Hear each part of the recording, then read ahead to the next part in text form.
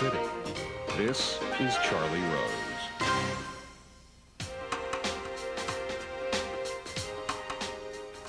Warren Buffett is here. As you know, he is perhaps the world's most respected investor. He is also chairman and CEO of Berkshire Hathaway. He has been on this program many times. I last spoke with him over a year ago at the peak of the worst economic crisis since the Great Depression. At that time, he said that America had been struck by an economic Pearl Harbor. But much has changed since then, and he's here to tell us how he views a global and American economy in recovery. His own company reflects the progress made in recent months. Last week, Berkshire Hathaway struck a $26 billion deal to buy all of Burlington Northern Santa Fe Railroad, the largest acquisition in company history. He called the deal an all-in wager on the American economy. He's in New York for a town hall event that he held with Bill Gates at Columbia University yesterday. He graciously agreed to stay over in New York an extra night, and I am pleased to have a good friend of this program and a good friend of mine back at this table. Welcome. Thank you, Charlie. I'm pleased to be here. It's great to see you. It has been, certainly from the middle of 2008 to the middle of 2009, one incredible year. One incredible year. And one to a lifetime, I hope. Yes. Tell me about it for you. Well, it really was an extraordinary time in this country. We came closer to a financial meltdown than certainly any time I've ever seen, and probably in certain respects there was even more panic than the Great Depression because it came on so fast and so unexpected, and the whole country wanted to deleverage, corporations, individuals, and fortunately we had a government that responded. And it was when we talked last that it was a little question of whether Congress would respond like they should. They finally did, and I felt they would in the end. I mean, in the end, they come together for things that are this vital to the country. But we had the right people in Washington. If we'd had a group that had behaved like a deer in the headlights, that deer would have gotten run over. Yeah. So Paulson and Bernanke and Geithner were the right people at the right time. And you don't know what might have happened if others had been in those positions of power. No, I can think of others. I'm not going to name them, but I can think of others where the ending would have been with us in the abyss rather than just peering down into it. You made some investments during that period, right? General Electric, Goldman Sachs. Goldman Sachs. But you just pulled out the big elephant gun. We may have used most of our powder in that. Well, you said I stretched to the last nickel for this one. Yeah. Why did you do it? Well, I felt it was an opportunity to buy a business that is going to be around for 100 or 200 years. That's interwoven with the American economy in a way that if the American economy prospers, the business will prosper. It is the most efficient way of moving goods in the country. It's the most environmentally friendly way of moving goods, and both those things are going to be very important. But the biggest thing is the United States is going to do well. I mean, we can't move the railroad to China or India. At least I haven't figured out how to do that. So it's a little like the Rivers of that song about New York. We have to make it here, or we can't make it anywhere. Well, Frank Sinatra. But it does move it moves a ton of goods 470 miles on 1 gallon of diesel. It replaces a train replaces 280 trucks on the road, and it emits far less into the atmosphere that's damaging than trucking. And it moves 40%. I mean, when I'm talking about the whole rail industry, right. It moves 40% of the goods plus. And you have new port of entries like Houston that will bring in a lot of goods through the Panama Canal. And we're going to have more people in this country, and they're going to be using more goods over time. And sure, there's a bad year from time to time. And in the next 100 years, there'll probably be 15 bad years, and I don't know what order they'll appear. But I also know the railroads will be essential to the country. Now, when you called Charlie Munger and said, I'm thinking about this, did he say, right on, Warren, or did he say, how about this? Well, if Charlie said right on, Warren, I figured I had the wrong number. Yeah. No, I mean, that would be the wrong number. It's not the likely response. That might be my wife or but Charlie gave it kind of a low-level grumble. And that is real endorsement from Charlie.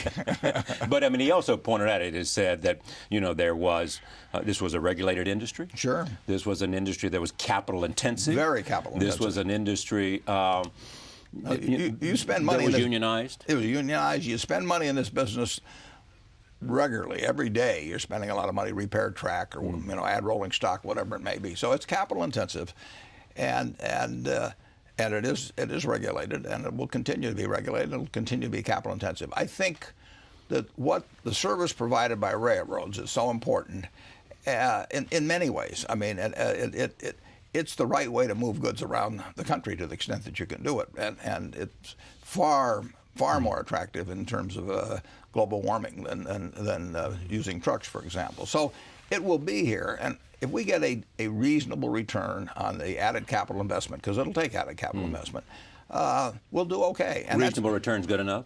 Reasonable return's good enough, Charlie. I mean, 50 years ago I was looking for spectacular returns, but I can't get them. I mean, we have $8 or $10 billion to invest every year, and we're in the utility business, and it's the same thing there. I mean, when we build electric generation or something of the sort, we shouldn't expect a spectacular return. We're building things that are essential to society, and people need our services. They really don't have any choice in the case of the electric utilities, for example, and sometimes in case of rail. And we should get a decent return on that.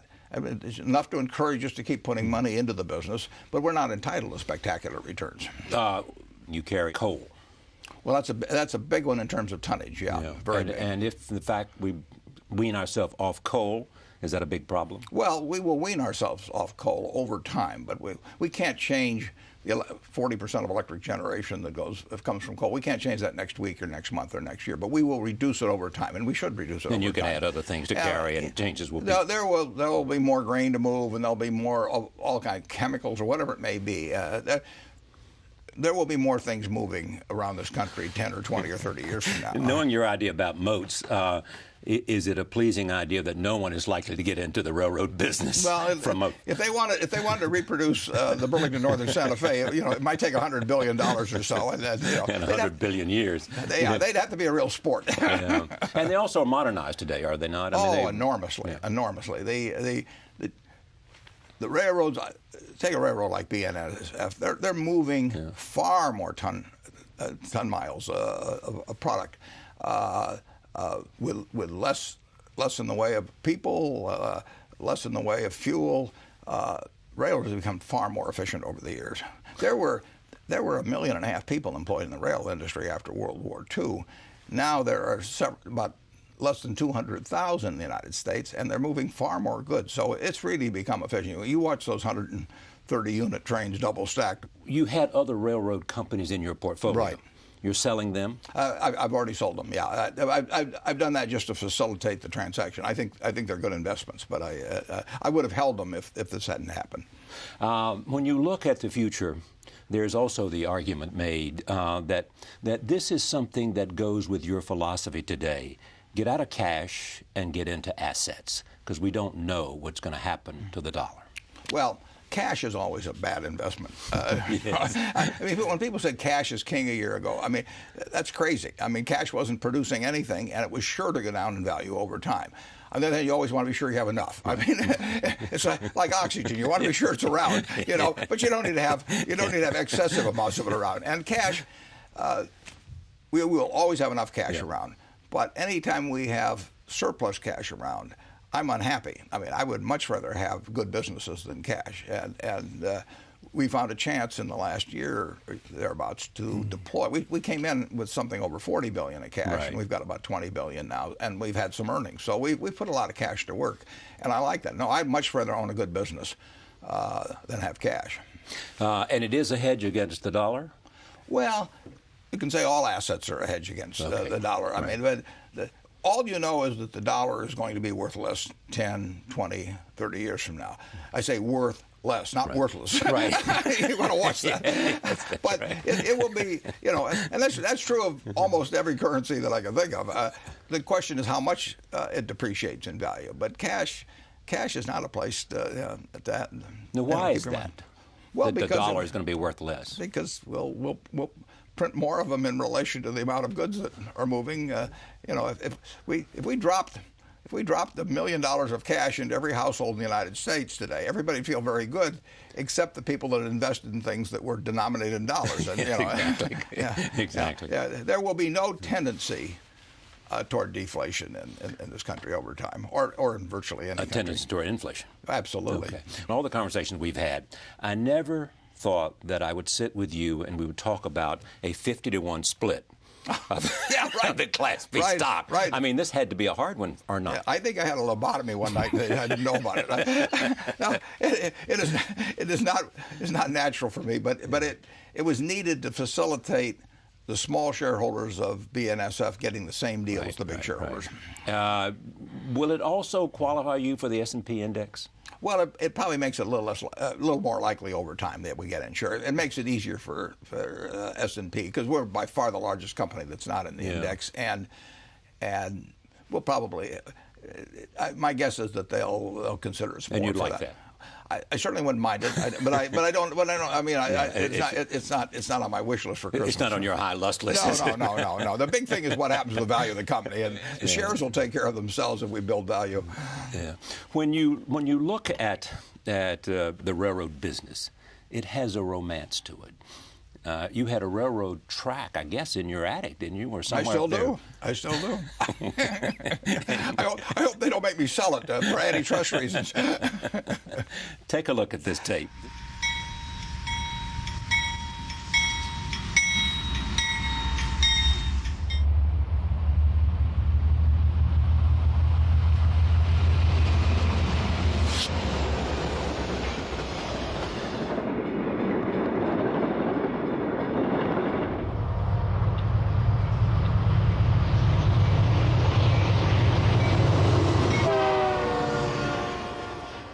My heart's beating faster after watching that. I throwing Grace Kelly and Marilyn Monroe, I would have paid more. J.P. Morgan also owned the railroads, didn't he? Yeah, and he facilitated. Northern or not? In fact, there was a huge fight over the Northern Pacific, which was one of the predecessor roads, and you had two factions, and Morgan was lined up on one side. Yeah, no, he was very involved. Last night at Columbia, you said that the economic panic is over. Yeah. Where do you think we are?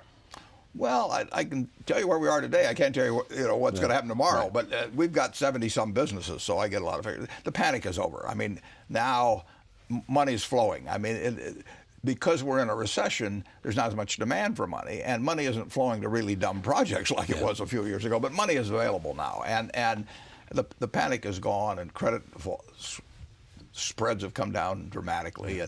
But that panic that spilled over into the real economy last fall, really, as it's left real scars on the American public psyche. I mean, the reset of how they spend their money and how they're thinking about their future changed in a big way last fall, and that has not come back. And so, in our businesses,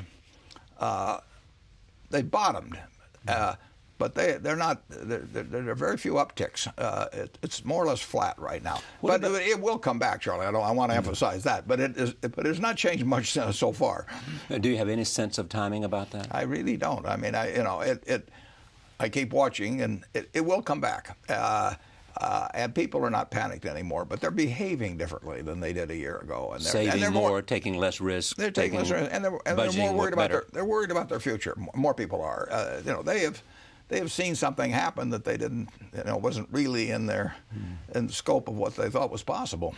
You have said for a long time that we are too much of a consuming society, not enough of a saving society. Will we now become a saving society? Yeah, we'll probably become a saving society, but of course, the government demands for borrowing will be such that even with a lot of borrowing from abroad, there will be a lot of borrowing required from within the country. And where's the consumer demand going to come from? Well, it will come back eventually. I mean, our system will still work, but we have, we talked last year about the patient, being on the floor with a cardiac arrest, and we're not out of the hospital yet, but we will come out of the hospital. The things that made America what it is have not disappeared, and they will assert themselves with time. But if you have way too many houses, it's going to take time to work that off. If you've got a commercial real estate problem where people just borrowed too much money and bought in at too low of cap rates and all of that, that does take time to work off. That's happened to us in the past, though, too. It happened in the 19th century. It happened in the 20th century at various times, and we've always come back stronger. Commercial real estate is really in trouble. It's a mess. You're in the underwear business. You're in the ice cream business. You're also in utilities. Right. There was even a depreciation in demand on the part for electricity? It's amazing. we're in both Iowa and Midwest, and then we're also out in the Pacific Northwest and the mountain states and everywhere. You expected to see a big drop in industrial demand, but if you take weather-adjusted behavior of residential customers, it fell off, and it was like nothing we've seen since World War II. It doesn't mean that it goes down 20% in residents or anything, but this was an absolutely different experience than anything we've seen since World War II in residential usage. Is one of the things that are going to come out of this crisis that the demand for products, somebody else is going to have to shoulder that demand, create that demand, other than the American economy? No, the American economy will come back. It won't be tomorrow, and it won't be exactly the same.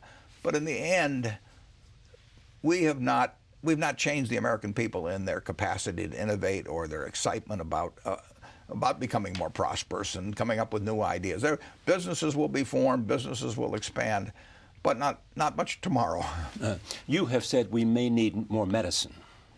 Meaning more stimulus, more what? Well, we had a lot of medicine, and we're going to have a lot of after effects from the medicine. We'll talk about that in a minute. Yeah, but the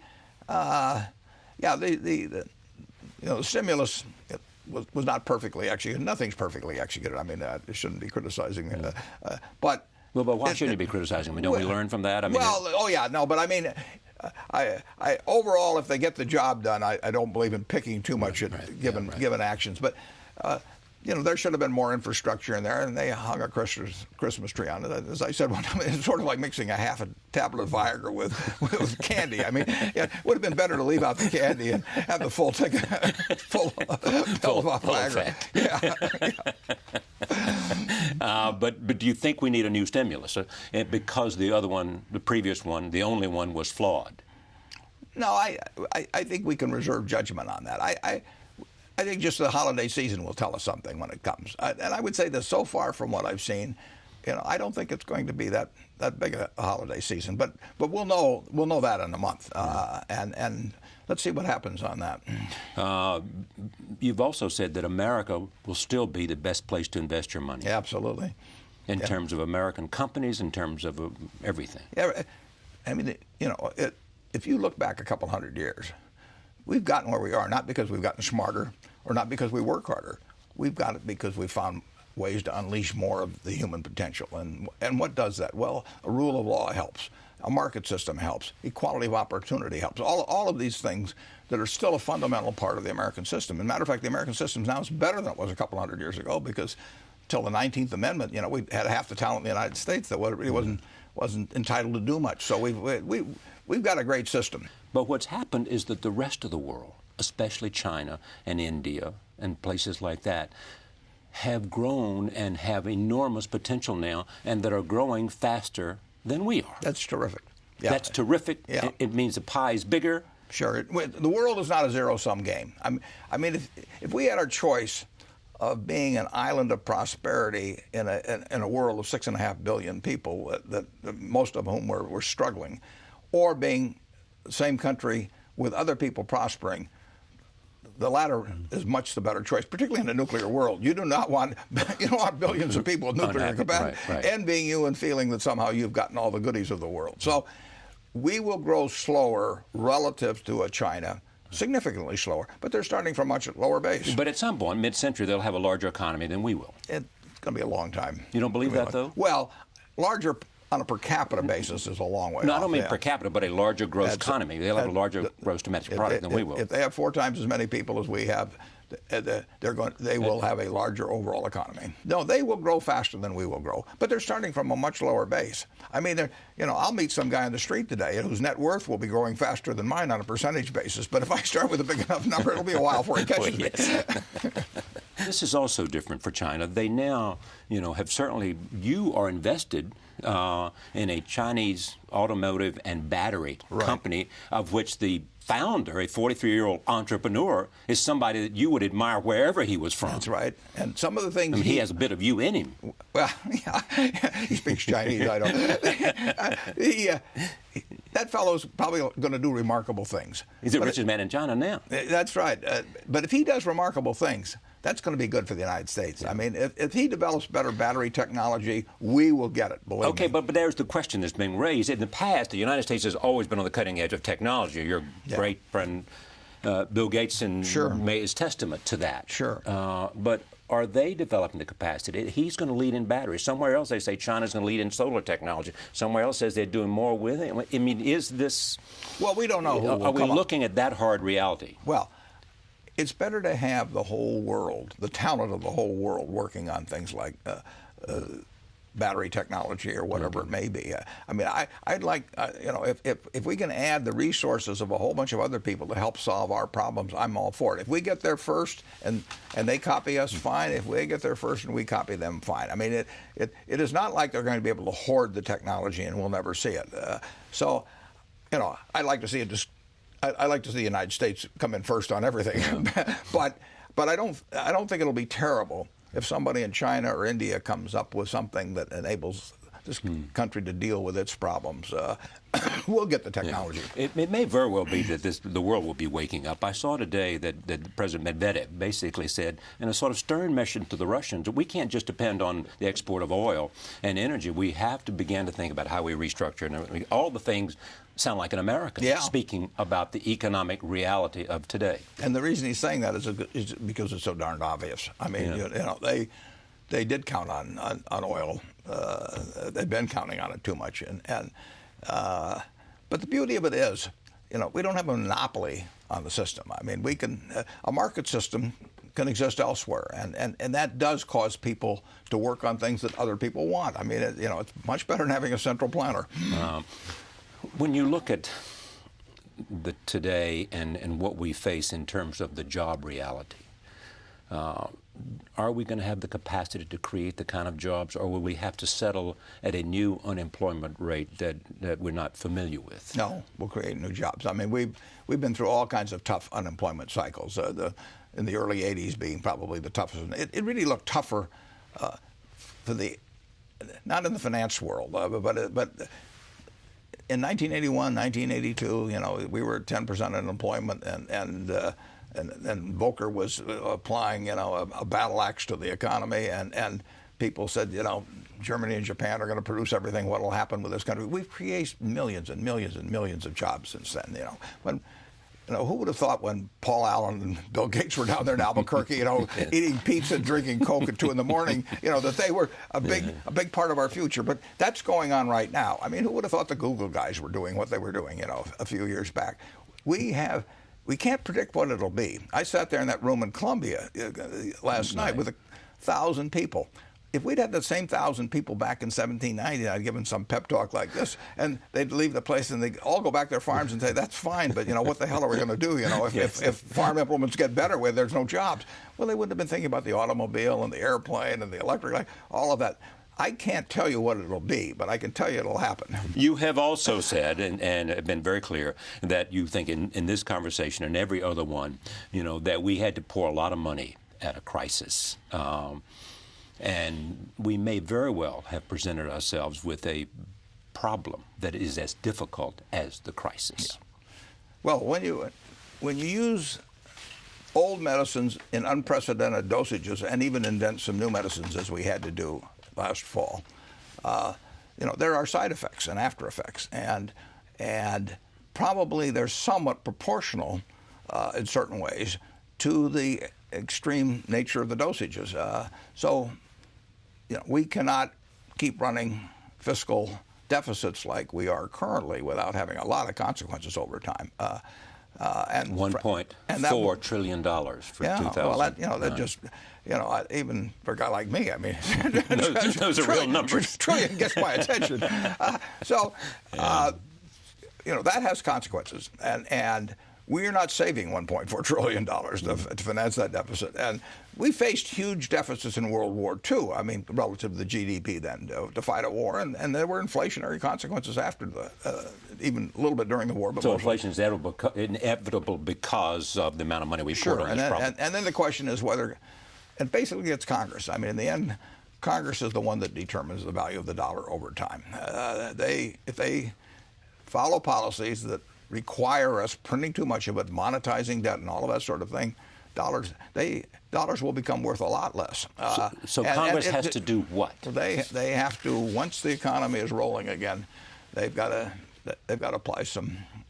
They've either got to raise taxes. Now the income will go up as the recession ends anyway, but they're going to have to close the gap between expenditures. They got to find more revenues. They've got to. The expenditures is a harder thing to do than finding the revenues, isn't it? Well, I mean, go ahead, tell me. Which is easier, cutting the expenditures or raising the revenue? They've got to do one of the two, because the gap between the two, is as wide as a percentage of GDP. It's wider as a percentage of GDP than we've ever seen, except in wartime.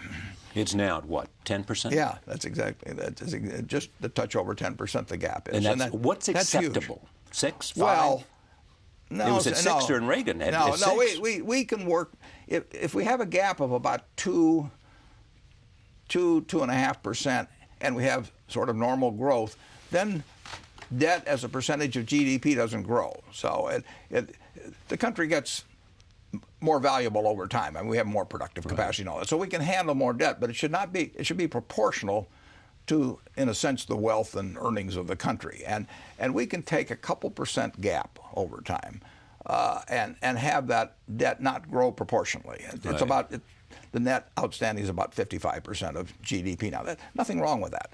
What you don't want to do is keep climbing. And at a point, it gets out of control, and interest on debt compounds and all of that sort of thing.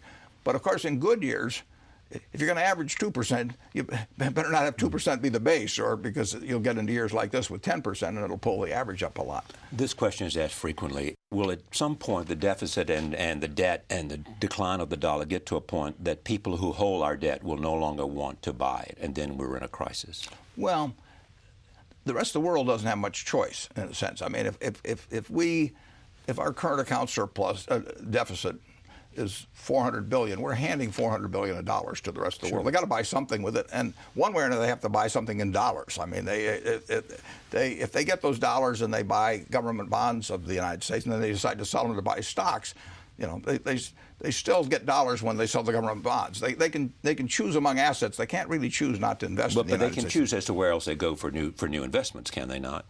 Well, they in effect, if we're running a $400 billion deficit, pick a figure, the rest of the world is getting $400 billion worth of IOUs of one sort or another from the United States. Now, if they invest that in France, let's say the Chinese buy stuff from France. Now France has got the dollars. I mean, the only way you can bring down that is to actually get rid of the current account deficit over time. But in any event. And that's having to do with the costs and savings, the consumption savings rate. But if you run a $1.4 trillion deficit, even if you are exporting $400 billion of IOUs in effect the rest of the world, that leaves another $1 trillion. and the domestic savers are not going to come up with $1 trillion. I mean, so these numbers are unsustainable over time, what we're doing. It is true, though, that if you keep flooding the world with your debt and people see your fiscal policies are sort of out of control, they're going to get less and less and less enthused about your debt. And then one of two things happen. Either you keep paying more and more to roll over that debt, or you start monetizing it like crazy. And I mean, the Federal Reserve can buy the debt and issue currency for it, but then the currency gets worth less. But is what you just described the reality we're facing if we don't do something dramatic soon? Fairly soon. And we still want the economy to come back. I mean, we want to put out the fire. But then make sure. So worry about that later after we put out the fire. Then we want to quit just squirting water on those buildings. We have to know when the fire's out. Yeah, but how do we know that? That's my question. Oh, well, we will know. Unemployment will top out late, but we'll know when the economy's really coming back. And what will be the indication of that for us? Well, it'll be retail sales, it'll be automobile sales, it'll be when home construction starts coming back. I mean, there'll be plenty of economic signs. They may be a little late in getting recognized. There's, the data comes in a little late, but we'll know. We'll know. We won't know when the turn happens, but 3 or 4 months later, we will know it's happening. And it's inevitable that's going to happen in the next year or two. Or later. Well, I like 2 better than 1. But when you say inevitable, that doesn't mean it can't happen earlier. Oh, but I mean, what would you worry about that we might not come back the way we ought to? That somehow there have been repercussions from this that will have lasting impact? Well, there'll be some lasting impacts of certain types, but in terms of coming out of it, I don't worry. Now, if you had some big exogenous event, if you had a major, either by a country or by terrorists, sort of a 9/11 squared or something, a huge anthrax attack or something like that, or oil went to $250 a barrel or something like that. Oil goes to $250 a barrel. There can be certain exogenous effects that could. So that kind of thing would worry you the most. It's likely to happen. Otherwise, huge geopolitical. I mean, if for some reason another 5 million barrels a day of oil out of the 85 million barrels, got shut off and more or less looked like permanently at the time, there'd be a lot of disruption in this world. When you look at the lessons we have learned, one was it was, you have suggested, way over-leveraged. Yeah. We also experienced a bubble, a housing bubble. We will have other bubbles. We'll have other bubbles. I'll guarantee you. Are we going to go back to the same kind of leverage? Not for a while. We learn lessons, and they last for a while. And the deeper the wounds, to some extent, the longer they last. I was a beneficiary of that. I mean, I got out of school in 1951, and all my competitors were still worried about the Great Depression, and my memory wasn't good enough, so I had forgotten. This will have this will have an impact on thinking for quite a while in certain respects. But fear, greed, folly. Not going to change. We haven't gotten rid of those. We get smarter in all kinds of ways. We don't get smarter emotionally. Why is that? It's just the way the human animal's put together. Yeah. The memory fades, and all of a sudden the new temptation is there. Yeah, and plus being greedy can be fun for a while, I guess. Leverage can be fun when it works. Yeah. Leverage is one of those things that works 99 times out of 100, and when it doesn't, it's all over. How do you explain the fact that you always enjoyed making it more than even spending it? You enjoy making it and investing it, but not necessarily spending it. Well, I have everything I want in life, so there's nothing to spend it on. I mean, I could have 10 houses instead of one. Would I be happier? No way. I could have 10 cars instead of 2 in the house. I wouldn't be happier. It would drive me crazy. I could have a 400-foot boat, and then I'd have a crew of 50 or 60, and some of them be stealing from me, and some of them be sleeping together. I mean, who knows what would be going on? So I don't. If I wanted to be a ship's captain, I'd gone into different professions. So I have everything in life I want.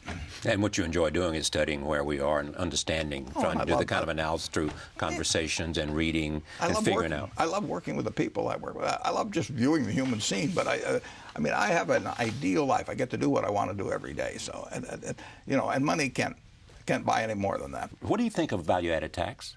Well, I basically don't like it because it's somewhat akin. It isn't the same, but it's somewhat akin to a sales tax. I mean, it has. It's regressive. Yeah, it's regressive, and we don't need more regressive taxes in the United States. That's why you don't like cap and trade. Yeah, well, that's right. In terms of the way it falls on people, yeah, absolutely. I think that if we're looking for more money, we ought to look to guys like me. I mean, I am still paying a lower rate on dividends and capital gains than my cleaning lady is, in terms of her payroll tax, just to start with. And so I just think that we've gotten so far out of whack in terms of who's been prosperous in recent years, and most of the economy, most people have been left behind. So we learned that a rising tide lifts all yachts.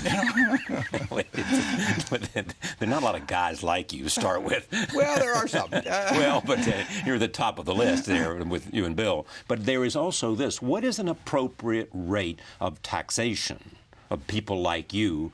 Before, as some conservatives and supply-siders argue, you began to somehow inhibit growth. Yeah. Well, I worked through all kinds of systems of taxation, right. And I worked with rich people, even in the 50s, but in the 60s, and I worked with them when the top rate was 70%. I worked with them when capital gains rates were 39.6%, and not one of them said, it's 1 o'clock, instead of working this afternoon, I think I'll go to the movies because my marginal rate is so high. I mean, if anything, they worked harder, Charlie. The reason they got rich is because they worked hard. I never had one person. I had hundreds of people, in the partnership, right. And not one of them ever came to me and said, Warren, I've decided to hell with it. 39.6%. I'm not going to invest my money. What would they do with it? Stick it under mattresses? Does that mean that the American system is, in a sense, a bit unfair and geared to the rich? Well, I think it has become more geared to the rich as time has gone by, and I think that the rich have, obviously a disproportionate impact, on how Congress behaves. And money in politics. You basically have to, if you have a very rich country with a great number of super rich, you have to fight against a plutocracy. I mean, the Congress has to be your bulwark for the principles of democracy to win out over a plutocracy, and we've done that well in this country. But it's a constant fight. I mean, K Street is not populated by a whole bunch of people that represent my cleaning woman, but if you look at the Forbes 400, you'll find that they find their way to K Street, and it finds their way to them. Sure, they have multiple voices on K Street. Sure, they care. So what would you do about that? Well, it's always a problem. And you want a prosperous country, so you want a whole bunch of rich people, but you also want everybody to do reasonably well in something as prosperous as we have. We have $45,000 of GDP per capita in the United States, but we've got almost 60 million people living in households where the top income is 21,000 or less. That's the top of the 60 million people. So we can do better. Now, we have done better over time. I mean, we put in Social Security, and we've done things in the country that have worked in the direction. Medicare, Medicaid. Yeah. But a prosperous country should not just be prosperous for the people like me who are wired in a particular way at birth. No credit to me, but I happen to know something about capital allocation. It wasn't, I could have been wired, so I was, I don't know, a great ukulele player. but there's more money in sometimes you can be both. But. Yeah, well, not often. Not in this case, anyway. But there's more money in what I do. And you don't want to mess up the market system that works to bring out of people what their best talents are. But the market system is not perfect in any kind of distribution of wealth. And taxation is a way where you get to the excesses of what the market system produces and where you take care of the people that get the short straws. In a country as prosperous as we are, nobody should get a really short straw. Some people are going to hear you say that and they'll say, Warren's talking about sharing the wealth. There he goes. Yeah, well, I'm talking about sharing the prosperity. There's no question about that. I am prosperous because of the society around me. Stick me down in some poor country, and I'll walk around saying, I allocate capital, and they'll say, so what? What we need is a guy with a strong back, and I don't have a strong back. Can you row a boat or something? Do something like that. So society, listen, when a couple of middleweights fight it out on pay-per-view this weekend, and get $49.95 from me or whatever it may be, and I can't remember their names 2 weeks later, they are benefiting not because of their own talent that much, but because some guy invented television and then invented cable television and learned how to change a stadium of 15,000 people into a stadium of 300 million. So they benefit from society. We all do. And some like me benefit enormously from society. I can't do it by myself. Stick me on a desert island, and you do not want to be on that same island. There is this also. The Bush administration says that when the economic crisis came, they treated it with a tactic, which was doing what they did. They worry that what the Obama administration is doing is a strategy to put in place a different attitude about the relationship between the government and the economy. Yeah, I don't think the Obama administration wants the government to take over the economy, but they took on a situation, and incidentally, I give credit to the Bush administration in that last 4 or 5 months of 2008. I mean, a lot of right things were done. I mean, when George Bush said, if money doesn't ease up, if money doesn't ease up, this sucker can go down. Now, that was one of the most profound economic statements ever made. I mean, he became the economist in chief as far as I was concerned at that point. But so I give them credit too. But the Obama administration, they're not running General Motors because they want to run General Motors. I mean, it isn't like that Barack Obama grew up with some great itch to run the whole American economy. They're doing what? Oh, he might want to buy a railroad, though. Well, that's said to be a fun game. Can't buy it from me. But go ahead. It's a good point. But they are doing what is necessary in their view to get this economy righted. And like, nobody makes perfect decisions on this. And they're doing things I'm sure they don't like to do. I don't think they want to run General Motors, or Chrysler or anything of the sort. Or own AIG. Or especially own AIG. That is no fun. Or prop up Freddie and Fannie and all that so sort of thing. all these people who think that somehow there's some new idea about, and they use the word socialism, but something else in terms of, Barack you don't Obama, buy that. Barack Obama wants a much more prosperous economy, embodying the principles that have made it prosperous. But I think he does want to make sure that the bottom 20 or 30% does better than it's done in the last 20 years, while the top has prospered so much.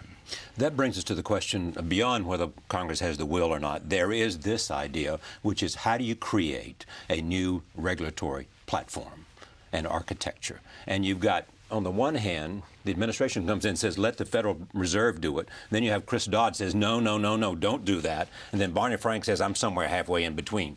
Where is Warren Buffett? I am 100% for the independence of the Fed. Right. I mean, if you have a central bank that is bowing to the will of Congress, either directly or indirectly through some of various mechanisms, it would be a disaster. Wants to be in on their monetary decisions or oversight or whatever. You got to hope you've got a good Fed chairman and some good members, and we've done that generally. If Paul Volcker was, he was essential to this country coming out of that 1979-82 period, like we did. Ben Bernanke was essential to keeping us from going into the abyss last September. We need an independent Fed, and I think every country needs an independent central bank. But does that mean they should be the regulator as well? Somebody has to regulate, and banks do need regulation. Do we need one regulator, one big regulator that will? Well, if it was me, I would like it. I mean, because you need somebody that does have a big stick. Yeah. I mean, left to their own devices, people will take on too much leverage. They may not this year or next year or anything, but financial institutions, particularly if they're promising they're going to increase their earnings per share every quarter, and they'll do off-balance sheet things and all of these sins that were committed a few years ago. Freddie and Fannie did a lot of them too, and they were regulated by Congress. And it had 200 regulators marching in the office every day. So we've had Congress regulate the two of the 5 or 6 most important financial institutions in the United States, and it was a total flop. So it's tough being a regulator, but you want somebody that is independent, somebody that's got real muscle, and hopefully somebody that has an understanding of what you need to do to keep the system working well too. And that's the Federal Reserve. I think they're good at it. They weren't perfect this time around, but Congress wasn't perfect either. But once the problem came, they responded, and you have untold admiration for Bernanke. If he hadn't have had the authority he had, and maybe if he even hadn't thought he had a little more authority than he even did have last fall, I mean, there's something to that. Yes. I mean, you had to have somebody that would step up, guarantee money market funds, keep commercial paper flowing, do these things that not many people could have done, and certainly Congress couldn't have done them with the speed. And speed was absolutely essential. I mean, you did not have a lot of time to save this patient. And they understood that. They really understood it. And reacted. And gained a lot of power and used it. There's also this. You cannot establish a particular leverage ratio, can you? You can't say that 15 to 1 is as far as it should ever be. No, if you have a bank that owns nothing but short-term government bonds, they can have 50 to 1. And if you got them, they've got a whole bunch of money lent out to other guys who are leveraged in various ways in various speculative things. 5 to 1's too much. So pure numbers don't work. So what works? That's the problem. That is the problem. That's why. No, I mean, if you could just if you could stick a bunch of ratios out there, it'd be all over. But what works? I mean, it's the problem. Give me a possible way of dealing with the problem. I would like to have a very smart, strong regulator that understood the nuances of different kinds of leverage and what it might mean, and one who would be willing not only to use those rules at individual institutions, but who would speak out to the country. Can't speak out too often and have it meaningful, but who would speak out to the country about a generalized problem, because that's what we needed. It wasn't the fact that it was Bank A or Bank B or Bank C. What was happening was that you were having a bubble that everybody was joining in and speaking out on that, which requires a lot of guts. And it may even get ignored, although if it comes from somebody that is running the Fed, or whomever, or the President of the United States. I mean, there can be people that will have an impact on that. You've said that you're not in favor of too much coddling and that you'd like to see the stick used more. Absolutely. Tell us what you meant. Well, what I mean is that if you run a financial institution, and it's financial institutions overwhelmingly that do tend to create the problems because there's this aggregation of capital. And if you run a financial institution that, in effect, can bring down the system, unless the federal government steps in. Right. if you get to that point, I think something very bad should happen to you. I don't think you should walk away with a lot of money or even with 10% of your previous net worth or anything of the sort. And I think the directors who selected you and let you operate in that manner should have some real downside. I'm not for shooting them, but I'm for making. But the threat of would be. I think I want to make it painful for them. I mean, if they're going to painful would be they can't buy insurance. No, I would probably have in terms of the very large financial institutions that if they had to go to the government. And the government had to act because there are going to always be too big to fail institutions. It drives regulators crazy, but that's the reality of it. And if an institution comes in and says, if we go down, we're pulling the whole country down with us, I think that the directors and the CEO of an institution like that, I think the directors say, you should certainly have to give back, they should 5 times the highest fee they've received in the previous year. Because you're sitting around those places now getting $200,000 to $300,000 a year, And for all I want for my $200,000 to $300,000 a year is somebody that is selecting and designing a compensation system for the person they put in charge, the CEO, who should be the chief risk officer. I want them to have a system that penalizes that person very, very significantly. And if they don't create that kind of, if they pick the wrong person or they let that person go off the reservation, I want them to pay also. All right. So let me just you want there to be a penalty for directors who do not do their job. Yeah. But you recognize that there are going to be financial institutions that are too big to fail. It has been and will continue to be. You can't simply say we're going to let anybody fail no matter how big, no matter what the consequences. No, we're not just going to have a mom and pop bank on every corner, and it isn't going to work. Do you think that the financial community has any sense of I'm sorry? Well, most of them didn't do it. I mean, in the sense that if you take the leaders of these institutions that got them in, a lot of them are gone. Now, they're gone with more money than I would like to have them gone with. And I think what's infuriating to the American public, if you take the people in Omaha, exactly. they have seen lots of unemployment. They've seen, many cases their homes or their friends' homes foreclosed. They've seen all these things happen to them. And nobody's gone to jail, and as far as they're concerned, the leaders of institution A, B, or C that have, in a big way, contributed to these problems. They may be worth $10 million instead of $100 million or something like that. But they don't see anybody going to jail. They don't see anybody being held very responsible. And for they it. don't believe that if they were in the same place, a much lower investment, that anybody would have come along and taken care of them. Well, yeah, and they're right about that. I mean, if I have a tiny little business that fails, it doesn't affect the United States. But if you have Freddie Mac and Fannie Mae or AIG or Citicorp, they would have affected. I mean, we could not stand those dominoes falling, and it drives people crazy that we couldn't, but we couldn't. I mean, if a few more dominoes had fallen, if that weekend of September 12th, the 14th, or whatever it was, if one more domino, then Merrill Lynch going, Morgan Stanley would have been next.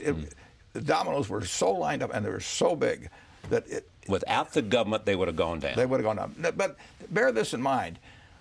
They talk about moral hazard on this. There's no moral hazard. If you look at Citi, 90% of the market value has disappeared. If you look at Freddie Mac, 90% of the market value of the common, more than that's look disappeared. At AIG. Fannie Mae, AIG, all of them. So the stockholders have gotten totally creamed. The owners have gotten totally creamed. So it's not like anybody that was a stockholder of Citi or Freddie or Fannie or AIG or you name it is thinking, the system's going to save me, because it didn't save them. They got killed. But the guys at the top did not get, in most cases did not get killed, and they're the ones that made the mistake. And should they have gotten killed, so to speak? It should have been harder. And so how would the government have done that? I would probably have something with those kind of institutions where no one got rich from running an institution like that until about 5 years after they left. I mean, I'd have had it very restricted, and I'd have clawbacks, and I'd be plenty tough, and I'd be tough on the directors if they hadn't put in those kind of arrangements. Now, they say that now. If you listen to these financial executives today, they say, we're in favor of clawbacks, and we've instituted those kinds of things. Yeah. I don't know whether they have. Well, they've done some, but I'd probably square it. You make it exponentially better. I wouldn't let them buy against this sort of risk. I wouldn't let them buy directors' officers insurance, liability insurance. Right. We don't have that at Berkshire. I mean, if our shareholders are going to go down, I want me to go down with them and the directors to go down with them. I mean, we've taken on the job, and if the ship goes down, we should not get the first lifeboat. When you look at that year, this is a book by Andrew Sorkin. It's a very good. It's a very good book. It's a very good book. You're in there. Moments for you. I mean, you were at the other end of phone calls from people who wanted money. You wanted money. And in some cases, advice, but mostly money. Mostly, yeah. Money. They take money before. There's a choice between money and advice, right? They'll take money. And so they mostly wanted money. Are there moments you look back in which you said no that you might have said yes? I mean, do you have any sense of... You just call you. I know you do. I mean, it's just like standing there at the plate. That pitch comes there, you got a half a second to decide whether to swing. And, I know you're not a man to agonize, but I mean, I could have done way smarter things. I did not optimize the period. Right, exactly. Because you had money and they needed money, and they would have given up a lot for that money. Yeah. Plus, the bottom of the market was 6 months later. I mean, and it was significantly lower. So if I just save the money, just put it in the market 6 months later, I'd have done way better than making these deals. Right. But I didn't know that at the time. So you said, I'm optimistic, but I'm not sure my optimism is justified. Well, I don't try and pick bottoms. No, I really, when I get a call and it makes sense and I've got the money, I do it. And I don't think I can do this better tomorrow or the next day or that sort of thing. But most of the things didn't make sense. Yeah, but here's something else you've taught me as well. You don't get that many swings at the bat. Not with big sums. With big sums, yeah. With big sums. I mean, so if you look at Burlington Northern, I mean, that was a big sum. Yeah, and you don't get bargains on things like that. It's not cheap, but that was a bargain. No, it's not a bargain. I didn't think so. That's what I'm asking. No. But it's a good asset to own for Berkshire over the next century. But does it restrict how many? Suppose tomorrow a great thing came along that you didn't know. Would you say, "Oh my God"? Well, it could happen. I mean, if the Union Pacific came along at half the price of Berlin, but I don't worry about that sort of thing at all, Charlie. So when we look back at this time, for one who loves understanding what's going on and where it's going. You've said to me before, you might sacrifice the last year of your life if somebody would come along and say, Warren, I can tell you what the next 40 years are going to look like. All the questions you have, I can answer. Or just let me watch. Just let me watch the next 40 years. Yeah, the last year, you don't get to be here, but the next 40 years you get to watch. Kind of like Chauncey Gardner, you like to watch. So as we put a cap on this, we're going to come out of this okay. Absolutely. We've got some real problems we have to deal with. The deficit is one. How we learn the lessons of this in terms of finding some kind of regulation that works, and have confidence that we got here because we had unique kinds of skills. Go back to 1776 and see what a few group of people did, and where we are today makes you an optimistic about America, but also optimistic about the world. As the center of gravity moves to Asia. It's wonderful that the lessons we learned over the last couple hundred years, are being absorbed in many parts of the world. I mean, people have seen success and they've had the sense to copy some of that and get into their own system those ingredients that have done it for us. But we haven't lost the ingredients. In fact, that they're able to use the ingredients does not take it away from us. And every year of my life, I could sit down at the start of the year and write on a pad a dozen things that were looming over the economy. When people say, I'm not buying stocks now because times are uncertain, I say to them, well, on September 10th, 2001 were times certain. Yeah, you thought they were certain, but you found out the next day they weren't. On October 18th, 1987, before the day before the Dow took that 22%, things are always uncertain in the short term. What really is certain is that things that worked over time will continue to work over time. So the next day is always uncertain. The next hour is always uncertain. The longer term is pretty darn certain. Warren, thank you. Thank you. It's always great to see you. Warren Buffett for the hour. Thank you very much for joining us. We'll see you next time.